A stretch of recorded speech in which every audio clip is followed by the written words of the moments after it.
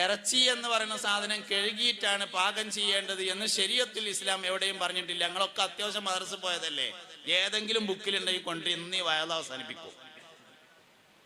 ഇസ്ലാമിക ശരീഅത്ത് അങ്ങനെ ഒരു കാര്യം പറഞ്ഞിട്ടില്ല. ഇറച്ചി കഴുകാന്ന് നിന്നാല് ആദ്യം ഒന്ന് കഴുകി മുറിച്ചാൽ പിന്നെയും ചോര ഉണ്ടാവില്ല, അപ്പൊ പിന്നെയും കഴുകണ്ടേ? ആ ചോര അതിൻ്റെ ഉള്ളിലുള്ള തന്നെയല്ലേ. പിന്നെ കഴുകി കഴിഞ്ഞിട്ട് ഒന്നുകൂടി മുറിച്ചാൽ പിന്നെയും ചോര ഉണ്ടാവില്ല, എന്നപ്പോ തീരാ. ഇറച്ചി കഴുകാൻ പറഞ്ഞിട്ടില്ല. പിന്നെ നമ്മളൊന്ന് കഴുകും, അതെന്തിനാ? മനസ്സിന് റാഹത്തിട്ടാന്. അത് വല്ലാതെ ടാങ്കിത്തെ വെള്ളമൊന്നും കളയണ്ട, 1-2 വട്ടം കഴുകുക എന്നുള്ളൂ, കഴുകാം. അതേ സമയത്ത് അതിൽ നിന്ന് ചോര മാത്രം എടുത്തുകൊണ്ട് കുടിക്കാൻ പാടില്ല, അതിന്റെ ഹുക്കുമ മാറും. ഇറച്ചിയുടെ കൂടെയുള്ള ചോരയാണെങ്കിൽ ഇറച്ചിന്റെ ഹുക്കുമാണുള്ളത്. ചോര മാത്രം എടുത്ത് കുടിച്ചാൽ അതിന്റെ ഹുക്കുമ മാറി, അതിന് ചോരയുടെ ഹുക്കുമാണുള്ളത്, അപ്പോൾ നജസാണ്. അങ്ങനെ തന്നെയല്ലേ പറഞ്ഞിട്ടുള്ളൂ. പറഞ്ഞ മാതിരി തന്നെ ചെയ്താൽ മതിയല്ലോ. അപ്പൊ നവാഫത്ത് വൃത്തി എന്ന് പറഞ്ഞാല് രാവിലെ ഇറച്ചിന് കൊടുത്തിട്ട് വൈകുന്നേരം വരെ കെഗ്ഗന്നൊന്നും അല്ല ഈ പറഞ്ഞതിന്റെ അർത്ഥം. അതിന്റെ പേര് വസ്വാസാണ്. ശരീഅത്തുൽ ഇസ്ലാം പറഞ്ഞിട്ടുള്ളത് തുഹറിന് ഉറപ്പ് വേണമെന്നല്ല, നജസിന് ഉറപ്പ് വേണമെന്നാണ്. ഈ സാധനം നജസാണെന്ന് ഉറപ്പാണെങ്കിൽ കഴുകേണ്ടി വരും. നജസാണെന്ന് ഉറപ്പില്ലാത്ത കാലത്തോളം ഈ സാധനം ത്വാഹിറാണ്.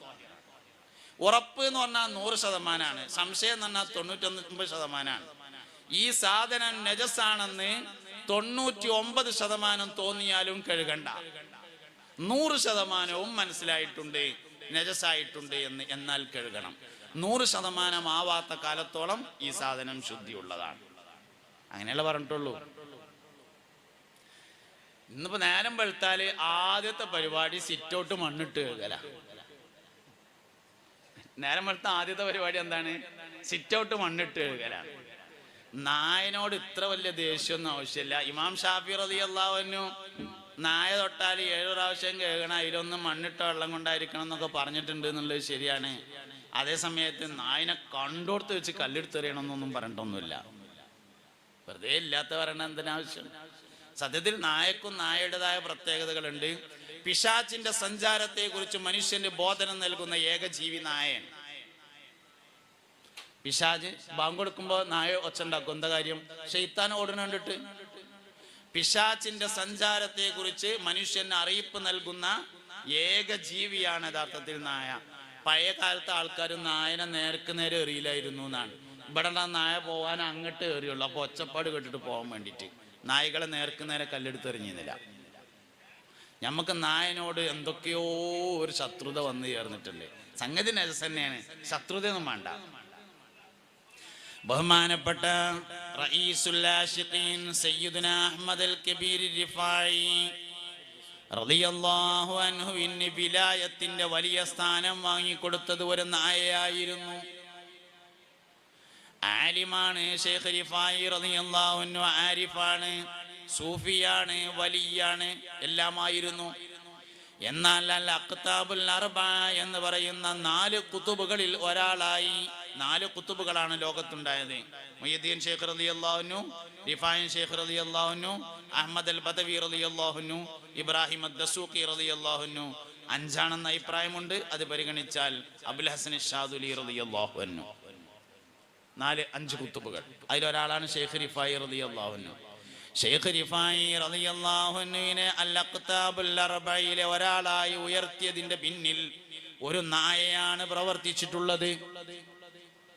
ഒരു ദിവസം മഹാനായ റിഫായി ശൈഖ് റളിയല്ലാഹു അൻഹു രാവിലെ വീട്ടിൽ നിന്ന് പുറത്തേക്ക് വന്നു നോക്കിയപ്പോ വീടിന്റെ മുന്നിൽ ചൊറി പിടിച്ച ഒരു നായയെ കണ്ടു. അല്ലാഹു എന്റെ ഖൽബിൽ റഹ്മത്തുണ്ടോ, വാത്സല്യമുണ്ടോ എന്ന് പരിശോധിക്കുകയായിരിക്കുമെന്ന് ശൈഖ് റിഫായി റളിയല്ലാഹു അൻഹു തോന്നി. മഹാനവറുകൾ പുഴയിൽ കൊണ്ടുപോയി ആ നായയെ കുളിപ്പിച്ചു. ആ നായക്ക് ഭക്ഷണം കൊടുത്തു, അതിന് വെള്ളവും കൊടുത്തു, അതിനെ പരിപാലിച്ചു. രാവിലെ ശിഷ്യന്മാര് വന്നു നോക്കുമ്പോ ശൈഖുനാന്റെ പേരന്റെ മുമ്പിൽ ഒരു നായിനെ കണ്ടു. സ്വാഭാവികമായും അവർക്ക് ദേഷ്യം വന്നു. ശിഷ്യന്മാർക്ക് ദേഷ്യമുണ്ടെന്ന് മനസ്സിലാക്കിയ റിഫായി ശൈഖ് റളിയല്ലാഹു അൻഹു പറഞ്ഞു, എന്റെ പ്രിയപ്പെട്ട ശിഷ്യന്മാരെ, വീട്ടുകാരൻ വിരുന്നുകാരന്റെ അടിമയാണെന്ന് മുഹമ്മദ് നബി പറഞ്ഞിട്ടുണ്ട് സല്ലല്ലാഹു അലൈഹി വസല്ലം. വീട്ടുകാരൻ വിരുന്നുകാരന്റെ അടിമയാണെന്ന് മുത്തുനബി പറഞ്ഞിട്ടുണ്ട്. എന്റെ വീട്ടിലേക്ക് ഒരു നായ വിരുന്ന് വന്നിരിക്കുന്നു. വിരുന്ന് അവസാനിപ്പിച്ച് നായ പോകുന്നത് വരെയും ഞാൻ ഈ നായയുടെ അടിമയാണ് എന്ന് പറഞ്ഞതാണ് 4 ഖുതുബുകളിൽ ഒരാളായി റിഫായി ശൈഖ് റളിയല്ലാഹു അൻഹു ഉയർത്തിയത്. ആ മനുഷ്യനെ മുസ്തഫായ നബി സല്ലല്ലാഹു അലൈഹി വസല്ലം ഹിജ്റ 500-ൽ റൗള ഷരീഫിൽ നിന്ന് കൈ പുറത്തേക്ക് നീട്ടിക്കൊടുത്തിട്ടുണ്ട്. ശൈഖ് റിഫായി റളിയല്ലാഹു അൻഹു റൗളയുടെ അടുക്കൽ ചെന്നപ്പോൾ ഒരു പാട്ടുപാടി. ഫി ഹാലത്തിൽ ബുഅദി റൂഹി കുന്തുർസിലുഹാ തുഖബ്ബിലുൽ അർള അന്നി വഹിയ നായിബതി ഫഹാദിഹി നൗബത്തുൽ അശ്ബാഹി ഖദ് ഹദറത് ഫംദുദ് യദൈക ലികൈ തുഫ്ലാ ബിഹാ ശഫതി. പുന്നാര നബിയെ, അങ്ങകല വിദൂരതയിൽ നിന്ന് സാധുവായ അഹമ്മദ് അവന്റെ ആത്മാവിനെ എന്നും ഇങ്ങോട്ട് പറഞ്ഞേക്കാറുണ്ട്. നബിയെ, എന്റെ ആത്മാവ് മദീനയിൽ വന്ന് ഇവിടത്തെ മണൽ തരികളെ മുത്തിമണർത്ത് ഇവിടത്തെ വിവരങ്ങൾ എന്നോട് പറഞ്ഞു തരാറുണ്ട്. നബിയെ, ഇന്നിതാ അഹമ്മദ് അവന്റെ ശരീരവുമായി ഇങ്ങോട്ട് വന്നിരിക്കുകയാണ്. നിങ്ങളുടെ കൈ ഒന്ന് നീട്ടിത്തന്നാൽ എനിക്കൊന്ന് മുത്തിക്കൂടെ എന്ന് ചോദിക്കേണ്ട താമസം മുസ്തഫായ നബി സല്ലല്ലാഹു അലൈഹി വസല്ലം റൗളയിൽ നിന്ന് കൈ പുറത്തേക്ക് ഇട്ടുകൊടുത്തു എന്നും ഹിജ്റ 500-ലായിരുന്നു സംഭവമെന്നും ഒരുപാട് ആളുകൾ അത് കാണുകയുണ്ടായി എന്നും ചരിത്രത്തിൽ കാണാം. ഞാൻ ഈ ചൊല്ലിയ ബൈത്ത് റിഫായി മൗലിദിലുണ്ട്. ഫി ഹാലത്തിൽ ബുഅദി റൂഹി കുന്തുർസിലുഹാ തുഖബ്ബിലുൽ അർള അന്നി വഹിയ നായിബതി ഫഹാദിഹി നൗബത്തുൽ അശ്ബാഹി ഖദ് ഹദറത് ഫംദുദ് യദൈക ലികൈ തുഫ്ലാ ബിഹാ ശഫതി. നബിയെ, നിങ്ങളുടെ കൈ ഒന്ന് നീട്ടി തന്നാൽ എനിക്കെന്റെ ചുണ്ട് നിങ്ങളുടെ കൈയോടൊന്ന് ചേർത്തി വെച്ചുകൂടെ എന്നാണ് ചോദ്യം. കൈയിട്ടെടുത്തു. എന്തേ മൂപ്പരവത്തേതാ എന്താ ഞാൻ പറയാൻ കാരണം എന്നറിയങ്ങള്, അങ്ങനെ ഒരു ശത്രുതൊന്നും നമുക്ക് ആവശ്യമില്ല. വസ്വാസ് വേണ്ട. നജസിന്റെ കാര്യത്തിൽ ഉറപ്പ് വളരെ പ്രധാനമാണ്. എന്തോ ഒന്ന് കയറാൻ സാധ്യതയുണ്ട് എന്നതിനൊന്നും കഴുകേണ്ട ആവശ്യമില്ല. കാലിന്റെ അടയാളം കാണാണ്ട് പൂച്ചയുടെ ആവാൻ സാധ്യതയുണ്ടെങ്കിൽ കഴുകേണ്ടതില്ല. കാലിന്റെ അടയാളമുണ്ട്, പക്ഷെ മുറ്റത്ത് നനവില്ലാത്തത് കൊണ്ട് നായയുടെ കാലിലൂടെ പൊടിമണ്ണ് വന്നതായിരിക്കാൻ സാധ്യതയുണ്ടെങ്കിലും കഴുകണ്ട.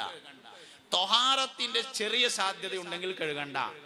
നജസിന്റെ 100% ഉറപ്പുണ്ടെങ്കിൽ മാത്രം കഴുകാനേ ശരീഅത്ത് പറഞ്ഞിട്ടുള്ളൂ എന്നതാണ്.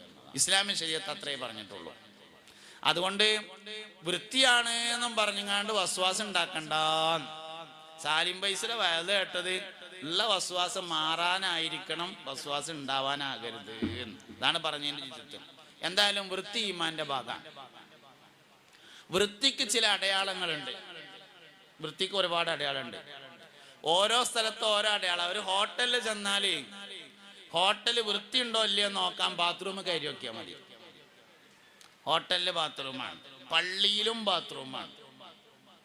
ഒരു പള്ളി വൃത്തിയുണ്ടോ നോക്കാനും നോക്കേണ്ട സ്ഥലം ബാത്റൂമാണ്.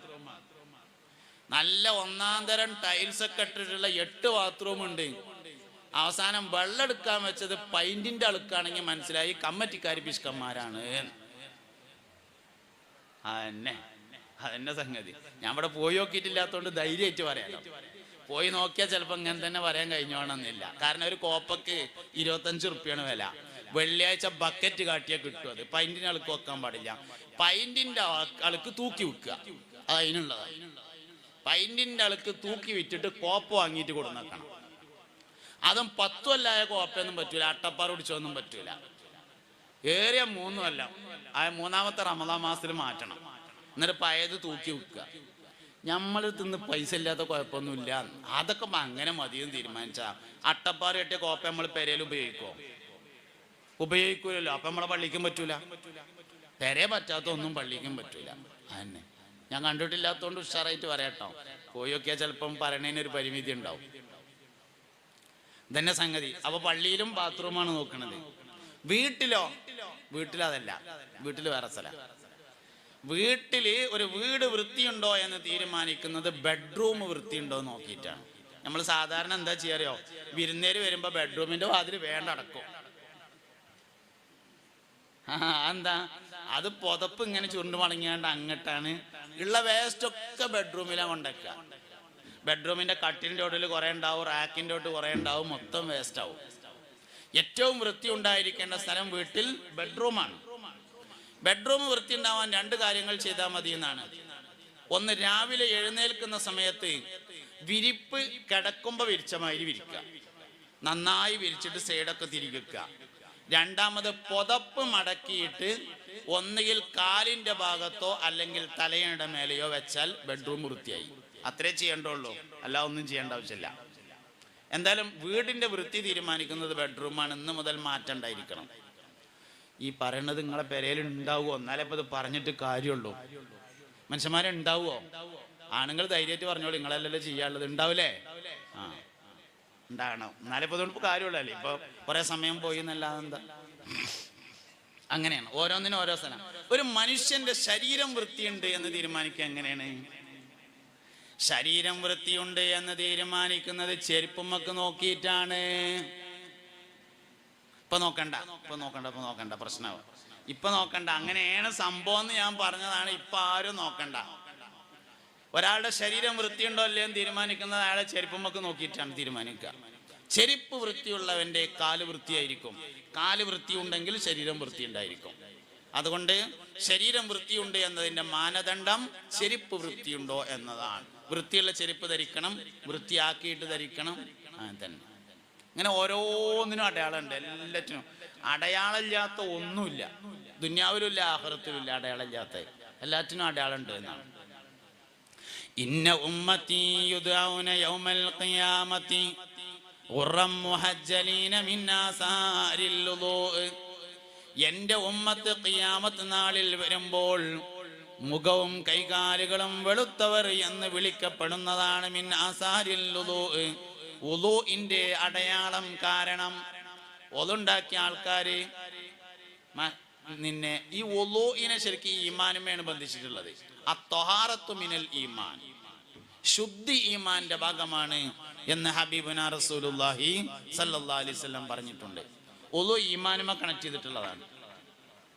വുദൂ ഈമാനുമേണ് കണക്ട് ചെയ്തത്. പരമാവധി സമയം വുദൂഉള്ളവരായിരിക്കണം.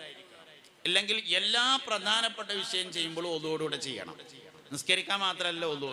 ഒരു കല്യാണ നിശ്ചയത്തിന് പോവുകയാണ്, ഒന്ന് വുദൂ ഉണ്ടാക്കിയാണ്ട് പോവുക.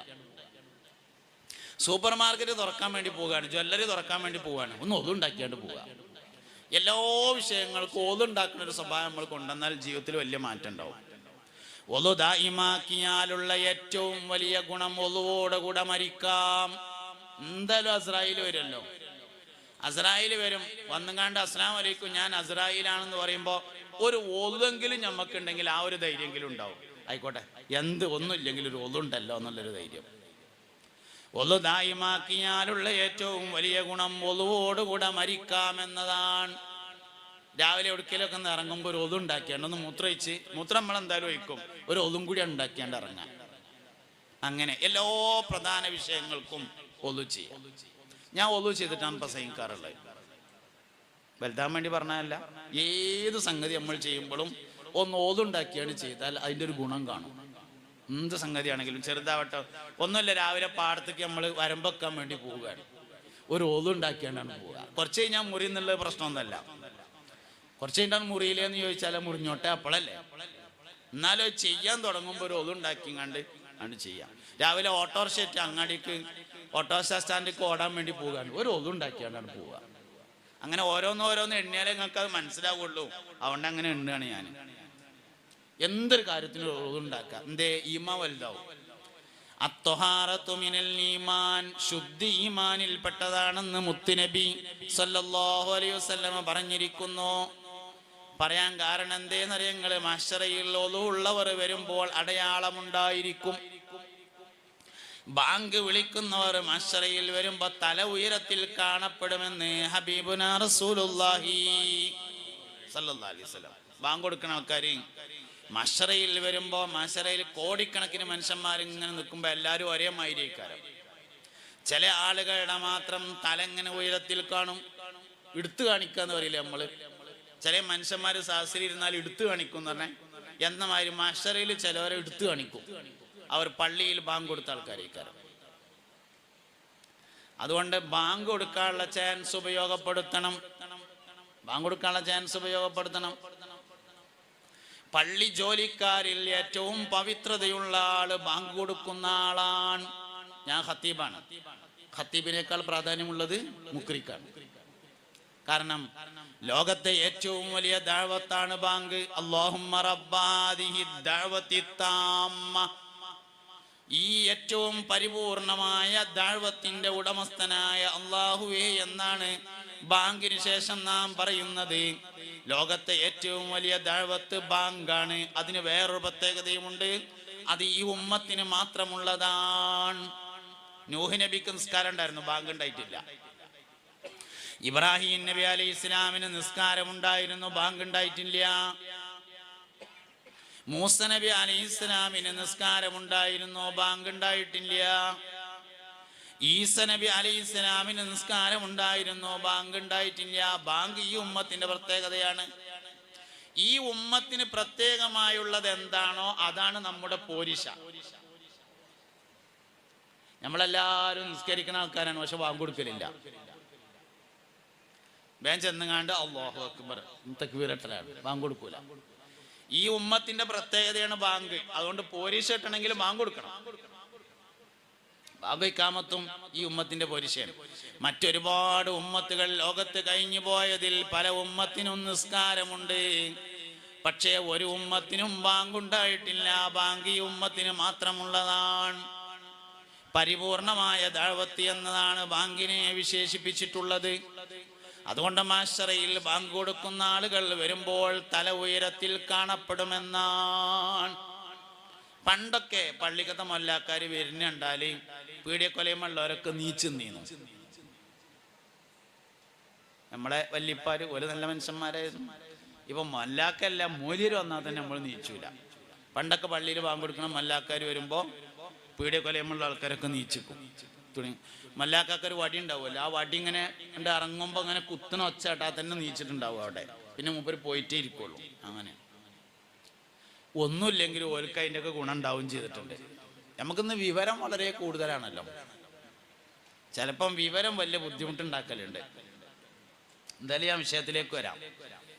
അപ്പൊ ത്വഹാറത്ത് ഈമാന്റെ ഭാഗമാണ്. ഈമാന്റെ ഭാഗമായി പറഞ്ഞ എല്ലാ കാര്യങ്ങളും ജീവിതത്തിൽ ഉണ്ടായിരിക്കണം. എല്ലാറ്റിനും അടയാളം ഉണ്ട് എന്ന് പറഞ്ഞതാണ്. ആഖിറത്തിലുണ്ട്, ദുന്യാവിലുണ്ട്.